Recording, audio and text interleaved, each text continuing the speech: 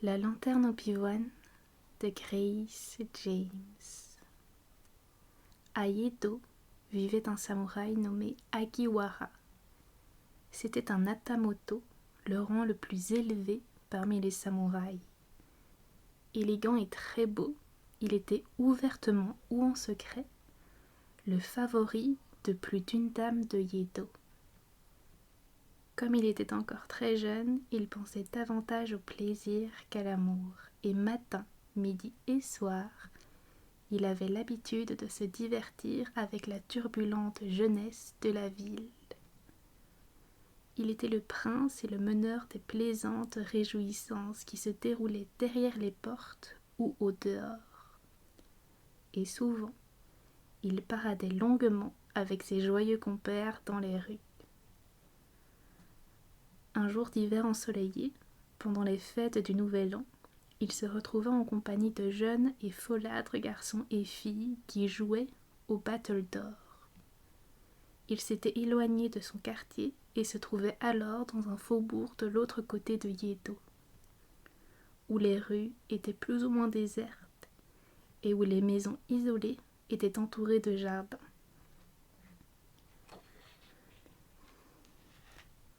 Agiwara maniait sa lourde raquette de Battledore avec beaucoup d'habileté et de grâce, frappant le volant doré et le faisant voler avec légèreté. Cependant, à cause d'un coup maladroit ou mal jugé, il l'envoya au-dessus des têtes des joueurs et par-dessus la clôture en bambou d'un jardin voisin. Aussitôt, il s'élança à sa poursuite. « Reviens, Agiwara, nous avons ici plus d'une douzaine de volants, s'écrièrent ses compagnons. Non, leur répondit-il, celui-ci était doré et en plume de colombe. Et alors, quelle importance, répliquèrent ses amis. Nous avons 6 autres volants dorés en plume de colombe. Mais Agiwara n'en tint pas compte. Un étrange désir de retrouver le volant qu'il avait perdu le poussa à escalader la clôture en bambou et à sauter dans le jardin de l'autre côté. Il avait repéré l'endroit où le volant avait dû tomber, mais il ne le trouva pas. Il chercha au pied de la barrière en bambou, mais il ne le trouva pas non plus. Il allait et venait, fouillant les buissons avec sa raquette, les yeux fixés sur le sol et soufflant bruyamment comme s'il avait perdu son plus cher trésor. Ses amis l'appelèrent, mais il ne répondit pas, et lassés de l'attendre, ils rentrèrent chez eux. La lumière du jour commençait à décliner. Agiwara le samouraï leva les yeux et vit une jeune fille à quelques mètres de lui. Elle lui faisait signe de la main droite et tenait dans sa main gauche un volant doré en plume de colombe. Le samouraï poussa un cri de joie et se mit à courir, mais la jeune fille s'éloigna tout en continuant à lui faire signe de la main droite. Attiré par le volant, il la suivit. Ils avancèrent ainsi tous les deux jusqu'à ce qu'ils se retrouvent devant la maison qui se dressait dans le jardin et les 3 marches de pierre de l'entrée. À côté de la première marche poussait un prunier en fleurs et sur la dernière marche se tenait une belle et très jeune femme. Elle portait de magnifiques habits réservés aux grandes occasions. Son kimono en soie de couleur marine possédait des manches de cérémonie si longues qu'elles touchaient le sol. En dessous, elle portait une robe écarlate. Sa large ceinture de brocart était rigide et pesante, richement recouverte d'or, des épingles en or, en écailles de tortue et en corail brillaient dans ses cheveux. En la voyant, Agiwara s'agenouilla immédiatement et lui rendit hommage jusqu'à ce que son front touche le sol, comme il convenait. Alors la femme lui adressa la parole en souriant de bonheur comme un enfant. « Soyez le bienvenu chez moi, Agiwara-sama, samouraï des Hatamoto. Je m'appelle Otsuyu, la dame de la rosée du matin. Ma chère servante, Oyone, vous a conduit jusqu'à moi. Entrez, Agiwara-sama, samouraï des Hatamoto. Je suis heureuse de vous voir, c'est un jour de fête. » Le samouraï entra, et elles le conduisirent dans une pièce d'une superficie de 10 tatamis, où elles le divertirent. La dame de la rosée du matin dansait à la façon des anciens, pendant que Oyone, sa servante, jouait d'un tambourin en boule écarlate.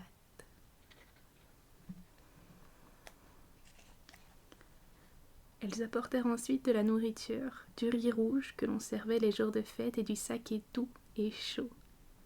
Il mangea et but tout ce qu'elles lui offrirent. La nuit était noire quand Agiwara prit congé. « Revenez, honorable seigneur, revenez, dit Oyone la servante.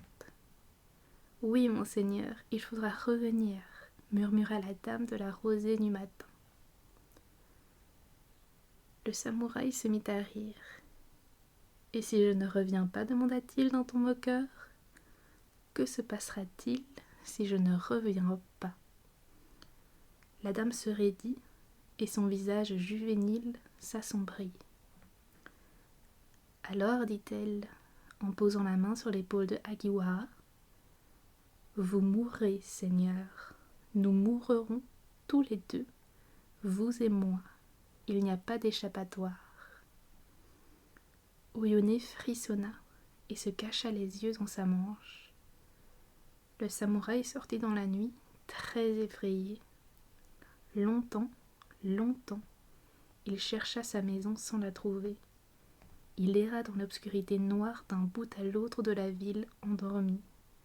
Lorsqu'il atteignit enfin la porte qui lui était familière, l'aube était presque arrivée. Épuisé, il se jeta sur son lit et éclata de rire. « Finalement, j'ai oublié mon volant, dit Agiwara le samouraï. » Le lendemain, Agiwara resta assis chez lui toute la journée, sans voir personne. Les mains étendues devant lui, il réfléchit et ne fit rien d'autre. À la fin de la journée, il dit « C'était une plaisanterie qu'un couple de geishas a cherché à me faire. Je dois reconnaître qu'elle était excellente, mais elles ne m'y prendront pas. » Il revêtit donc ses plus beaux habits et partit rejoindre ses amis. Pendant 5 ou 6 jours, il participa à des jeux et des banquets, s'y montrant le plus enjoué des participants. Il était d'esprit alerte et d'humeur fougueuse.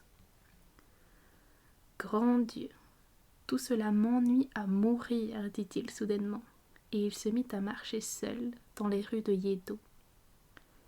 Il alla d'un bout à l'autre de la grande ville. Il erra de jour et de nuit par les rues et les ruelles, sur les pentes des collines, le long des douves et des murs du château. Mais il ne trouva pas ce qu'il cherchait. Il ne parvenait pas à retrouver le jardin où il avait perdu son volant ni la dame de la rosée du matin. Il ne pouvait plus trouver le repos. Il tomba malade et se coucha dans son lit.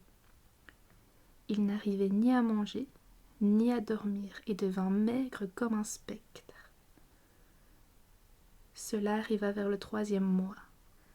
Au 6e mois, à l'époque de nuit paille, la saison chaude et pluvieuse, il se leva, et malgré tous les efforts de son fidèle serviteur pour l'en dissuader, il s'enveloppa d'une ample tunique d'été et sortit précipitamment. « Hélas, hélas !» s'exclama le serviteur, « notre jeune homme a la fièvre, à moins qu'il ne soit devenu fou. » Agiwara ne chancela pas. Sans regarder à droite ou à gauche, il alla tout droit, car il se disait que tous les chemins menaient à la maison de son amour. Il arriva bientôt dans un calme faubourg et trouva une maison dont le jardin était entouré d'une barrière en bambou. Agiwara rit doucement et escalada la clôture. « Faisons pareil, exactement pareil que lors de notre première rencontre, dit-il. » Le jardin n'était plus entretenu et était envahi par la végétation. De la mousse recouvrait les 3 marches de pierre, le prunier qui était planté là agitait désespérément ses feuilles vertes. La maison était silencieuse, Les volets étaient tous fermés. L'endroit était abandonné et désert. Le samouraï sentit le froid l'envahir alors qu'il restait planté là perplexe. Une pluie drue tombait. Un vieil homme entra dans le jardin et demanda à Agiwara « Seigneur, que faites-vous ici ?» « La fleur blanche du prunier est tombée, » dit le samouraï. « Où est la dame de la rosée du matin ?» « Elle est morte, » répondit le vieil homme. « Elle est morte il y a 5 ou 6 lunes, d'une maladie étrange et soudaine. Elle repose dans le cimetière sur la colline, et Oyone, sa servante, repose à ses côtés. Elle refusait de laisser sa maîtresse errer seule dans les ténèbres du Yomi. Par respect pour leurs tendres esprits, j'aimerais encore entretenir ce jardin, mais je suis vieux et je ne peux pas faire grand-chose. Ô Seigneur, elles sont vraiment mortes. L'herbe pousse sur leurs tombes. » Agiwara retourna chez lui. Il prit un morceau de bois blanc et écrivit dessus en grands caractères le nom de son amour. Il le posa, fit brûler devant celui-ci de l'encens et du parfum, et fit toutes les offrandes exigées et accomplit respectueusement tous les rites nécessaires au repos des âmes défuntes. Quand vint la fête de Obon, célébrant les retours des âmes, les braves gens de Yodo se munirent de lanternes et visitèrent leurs tombes. Chargés de nourriture et de fleurs, ils prenaient soin de leurs morts bien-aimés. Le 13e jour du 7e mois, qui est le grand jour du Obon, le samouraï Agiwara marchait dans son jardin pour profiter de la fraîcheur nocturne. Il n'y avait pas de vent et il faisait sombre. Le chant strident d'une cigale, caché dans le cœur d'une fleur de grenadier, résonnait par moments. De temps en temps, une carpe sautait dans l'étang rond. Pour le reste, tout était calme et pas une feuille ne bougeait. Vers l'heure du bœuf, Agiwara entendit un bruit de pas dans la ruelle, derrière la haie du jardin. Les pas se rapprochaient de plus en plus. « Des guettas de femmes », dit le samouraï. Il les reconnaissait à son creux de l'écho. Regardant par-dessus la haie des rosiers, il vit 2 femmes graciles qui sortaient de la pénombre en se tenant par la main. L'une d'elles portait une lanterne avec un bouquet de pivoine attaché à sa poignée. C'était une de ces lanternes qu'on utilise à l'époque du Obon pour le service des morts. Elle se balançait au rythme de la marche des 2 femmes et projetait une lumière incertaine. Lorsqu'elles arrivèrent à la hauteur du samouraï, de l'autre côté de la haie, elles tournèrent leur visage vers lui. Il les reconnut immédiatement et poussa un grand cri.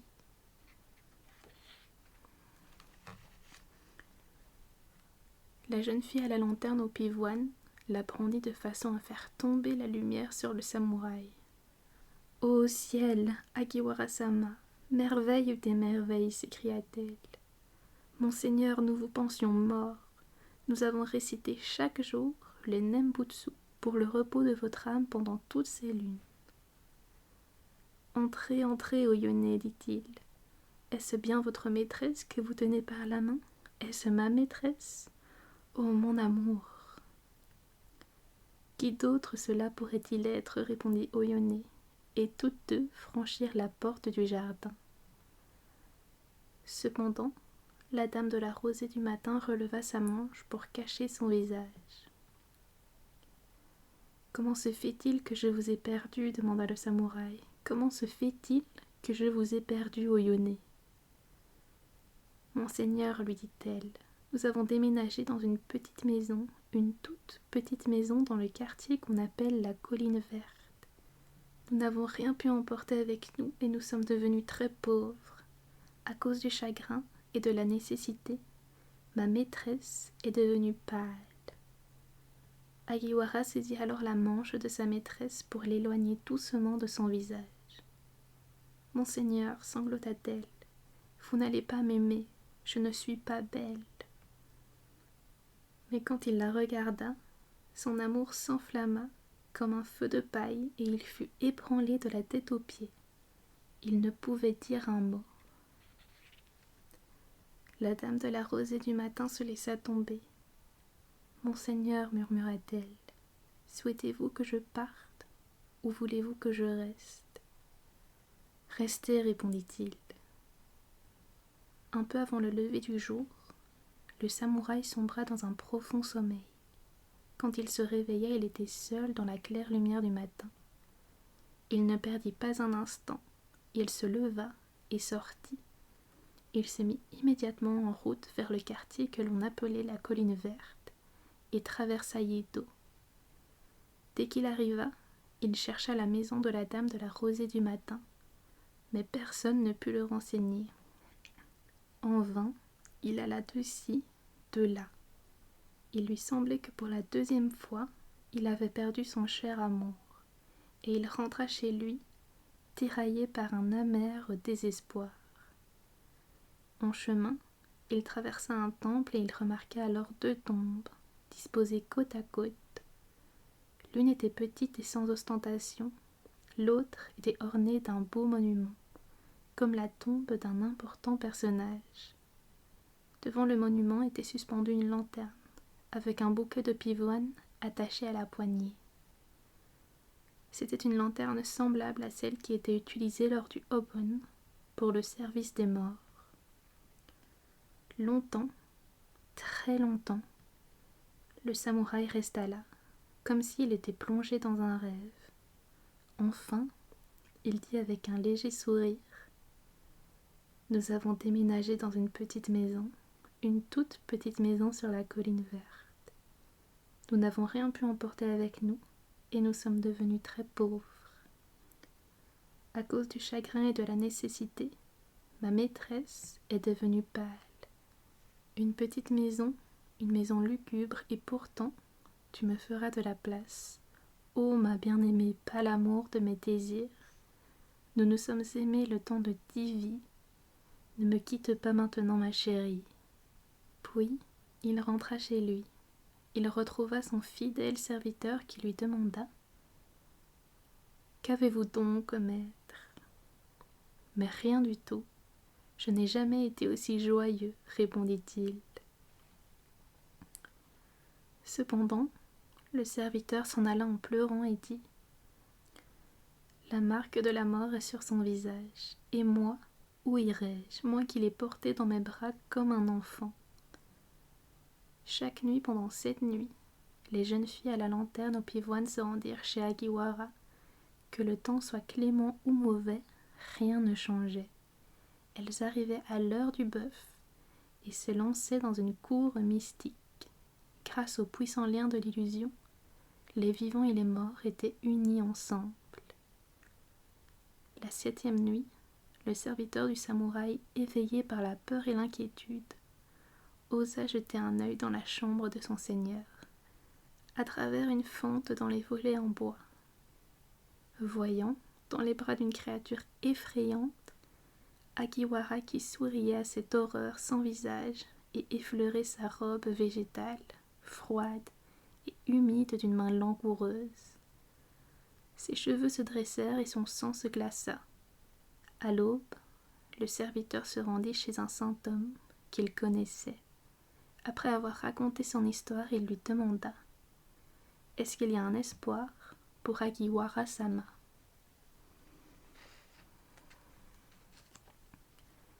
« Hélas, répondit le saint homme, qui peut résister au pouvoir du karma ? Néanmoins, il existe un espoir. » Il expliqua alors au serviteur ce qu'il devait faire. Avant la tombée de la nuit, celui-ci déposa un texte sacré au-dessus de chaque porte et fenêtre de la maison. Il enroula dans la soie de la ceinture de son maître un emblème en or du Tathagata. Quand il eut fini ses préparatifs, Agiwara, tiraillé entre les 2 mondes, devint très faible. Son serviteur le prit dans ses bras, le coucha sur son lit et le couvrit légèrement. Son maître tomba dans un profond sommeil. À l'heure du bœuf, des bruits de pas résonnèrent dans l'allée, derrière la haie du jardin. Ils se rapprochèrent, puis ralentirent et s'arrêtèrent. « Qu'est-ce que ça signifie, Oyone? Oyone » s'enquit une lamentable voix. « La maison est endormie, et je ne vois pas mon Seigneur. » « Il faut rentrer chez vous, douce maîtresse, le cœur d'Agiwara a changé. »« C'est impossible, Oyone, Oyone, tu dois trouver un moyen de me conduire auprès de mon Seigneur. »« Maîtresse, nous ne pouvons pas entrer ici. Voyez les textes sacrés au-dessus des portes et des fenêtres. Nous n'avons pas le droit d'entrer. » Des pleurs amers et un long gémissement s'élevèrent. « Mon Seigneur, je vous ai aimé le temps de 10 vies. » Puis, les pas s'éloignèrent et leur écho s'éteignit. La nuit suivante, les mêmes événements se déroulèrent. Agiwara sans force dormait. Son serviteur veillait. Les spectres vinrent et repartirent en sanglotant de désespoir. Le 3e jour, alors qu'Agiwara se rendait au bain, un voleur déroba son emblème, l'emblème doré du Tathagata caché dans sa ceinture. Agiwara ne remarqua rien, mais cette nuit-là il resta éveillé, alors que son serviteur, à bout de force après ses nuits de veille, s'était endormi. Bientôt, une lourde pluie se mit à tomber et Agiwara, éveillé, entendit le bruit de la pluie qui heurtait le toit. Les cieux étaient déchirés et la pluie tomba pendant des heures, arrachant le texte sacré fixé au-dessus de la fenêtre ronde de sa chambre. À l'heure du bœuf, des bruits de pas résonnèrent dans l'allée, derrière la haie du jardin. Ils se rapprochèrent, puis ralentirent et s'arrêtèrent. « C'est la dernière fois, Oyone, Oyone, conduis-moi à mon Seigneur. Pense à l'amour de 10 vies. Grand est le pouvoir du karma, il doit exister un moyen. » « Venez, ma bien-aimée, » appela Agiwara d'une voix forte.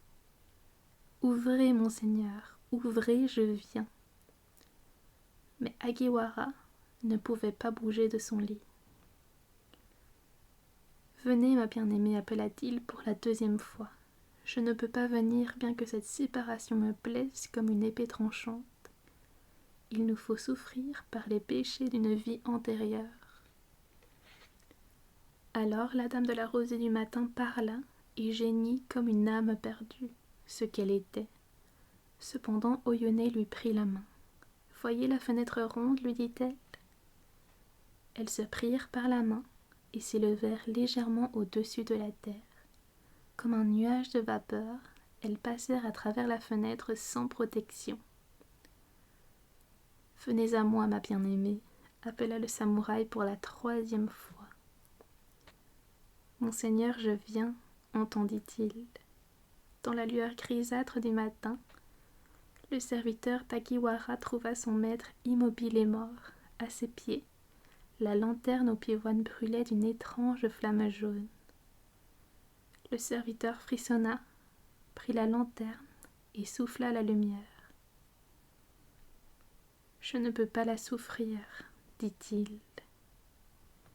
Voilà les amis pour cette histoire de la lanterne au pivoine qui j'espère vous aura plu et qui vous aura permis de vous relaxer. Sur ce, je vous souhaite de passer une très très bonne nuit et nous on se retrouve à la prochaine lecture.